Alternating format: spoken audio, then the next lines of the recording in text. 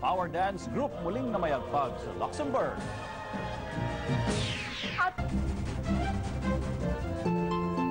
sa Brussels, naglunsad ng proyekto para sa mga kabataan ang Knights of Rizal ALS Chapter. Sa Paris, nagdiwang ng kani-kanilang kapistahan ng mga Kapampangan. Nilunsad ng Knights of Rizal ALS Chapter ang programang Gabay para sa Kabataan para ibahagi sa mga kabataang Pinoy dito sa Belgium ang mga aral ni Dr. Jose Rizal. Sa katatapos nilang concert sa Luxembourg, dinumog ng mga Pinoy at mga dayuhan na nanggaling pa ng Germany at Belgium.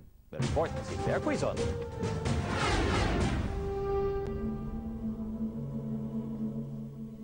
Pinuno ng mga Pinoy at puti ang Kulibal and Hall Chef Langin ng siyudad ng Schefflingen, Luxembourg para saksihan ang inspirational performance ng power dance.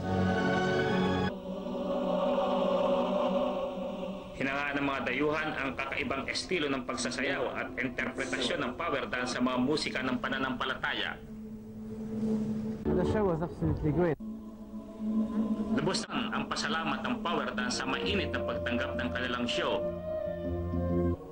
Pag kinurot mo sa puso at merong damdamin ang palabas mo, sasama at sasama, makikiramdam at makikiramdam, manunod at manunod, at in the end, na-appreciate nila.